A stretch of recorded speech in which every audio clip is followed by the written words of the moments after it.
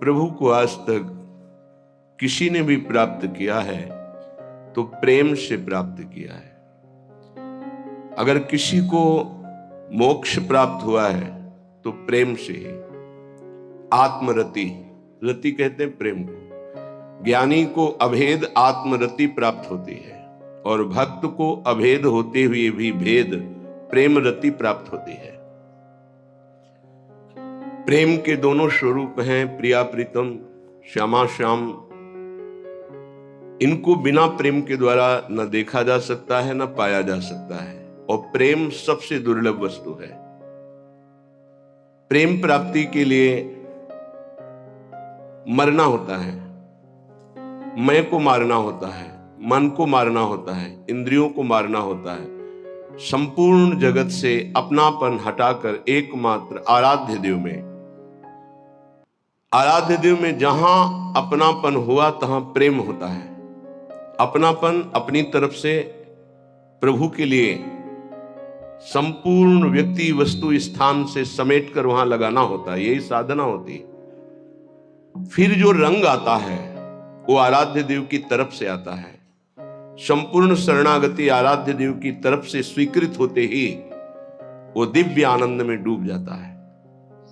दिव्य आनंद की प्राप्ति तक साधक को बहुत ही जलना होता है। ये जलन ब्रह्मा जी के परमेष्ठी पद में विराजमान जो सुख है उससे श्रेष्ठ है। यदि रसिकों का संग नहीं मिला तो इसकी पहचान नहीं हो पाएगी कि श्रेष्ठ सुख की जलन है या भोगों के त्याग से जो जलन हो रही है, तो भोग भोग कर मिटाने की जलन है। ये रसिकों के संग से पता चलता है। जो प्रभु के लिए जलन है उसमें इतना सुख है कि ब्रह्म पद में वो सुख नहीं है, पर है।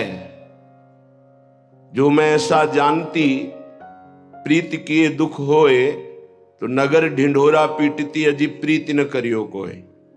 मीरा जी कहे, मैं सबको बता देती कि श्री कृष्ण से प्रेम मत करना, क्योंकि ये प्रेम प्रतिपल मिले हुए भी मिलन की आकांक्षा तड़पाना, विकल कर देना, संपूर्ण वृत्ति को एकाग्र कर देना, संपूर्ण वृत्ति को रस में डुबो देना, और सतरति सतरति सा लोकांतार्यति, ऐसी सामर्थ्य प्रदान करना।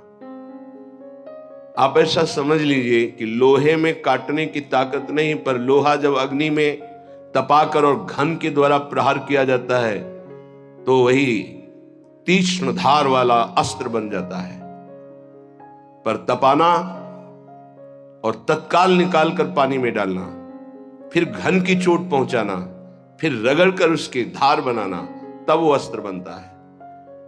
ऐसे ही मिट्टी खोदना और उसको मार मार करके कहीं एक भी कण न रहने देना, फिर पानी डालकर उसको रौंदना, फिर उसको मुलायम करके चाक पर चढ़ाना, फिर उसको आकार देना, फिर उसको धूप में तपाना, फिर अग्नि की ज्वाला में तपाना, फिर उसमें रस रखने की सामर्थ्य आ जाती मटकी में।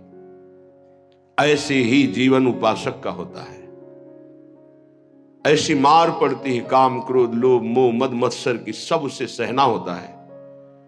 सुख दुख को समान भाव से सहते हुए, निरंतर नाम जप करते हुए, अपने नाम को बचाते हुए पचाते हुए जब आगे बढ़ता है तो प्रेम मूल यह नाम है। प्रेम प्रकाशित होने लगता है। जो सुख भगवत प्रेम में है वो ब्रह्म बोध में भी नहीं है।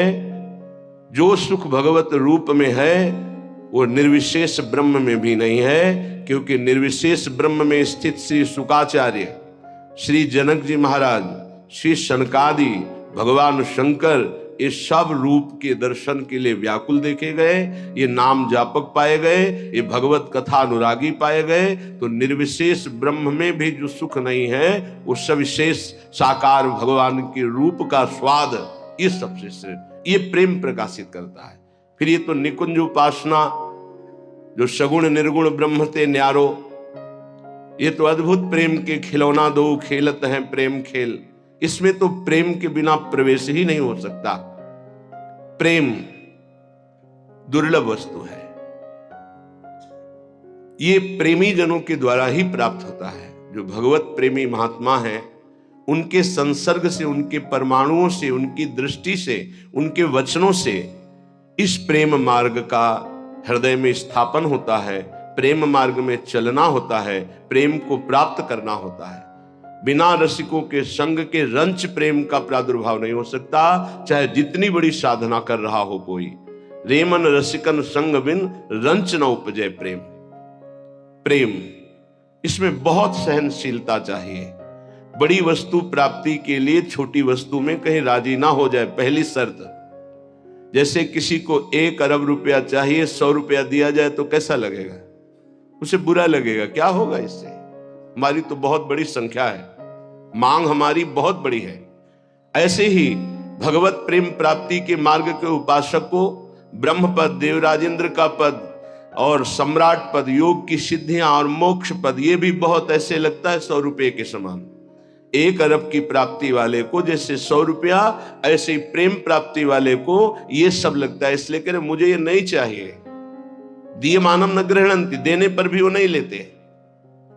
बिना मत सेवनम जना, बिना मेरी सेवा के वो ये परम पद भी नहीं चाहते, मोक्ष भी नहीं चाहते। इसलिए पहले तो उपासक को ये समझना है कि हमें चाहिए क्या।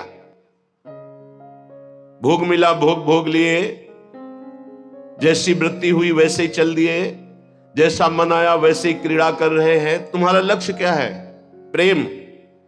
इतना महंगा है प्रेम, प्राण दिए यह प्रेम न पइए, ऐसो महंगो आय सखीरी। तुम इतने सस्ते बिक जाते हो। रसेंद्री के भोग, जनेंद्री के भोगों में अपना लक्ष्य भूल जाते हो। तुम प्रेम प्राप्ति कैसे कर पाओगे? जो भूमा सुख का अधिकारी बनना चाहता हो, अल्प सुख का त्यागी होता है। जो अल्प सुख में रमण करने लगता है, भूमा सुख के अधिकार को खो देता है। भूमा सुख परमात्म सुख। जिसकी बुद्धि इतनी प्रवीण है कि हमारा लक्ष्य है प्रेम, तो प्रेम के आगे कुछ नहीं, कुछ नहीं चाहिए, प्रेम चाहिए। वो उपासक बिना किसी हिचक के, बिना किसी भय के, बिना किसी प्रलोभन के वो भगवत प्राप्ति कर लेता है। वो प्रेम प्राप्ति का बस दृढ़ निश्चय चाहिए। फिसलना नहीं है, ये ले लो, ये ले लो, नहीं नहीं, मेरा तो लक्ष्य प्रेम है, इससे क्या होगा। पर ऐसा नहीं है। वो प्रेम तो बाद में मिल ही जाएगा, पहले हमें भोग भोग लेते हैं। बस यही त्रुटि जीवन को नष्ट कर देती है।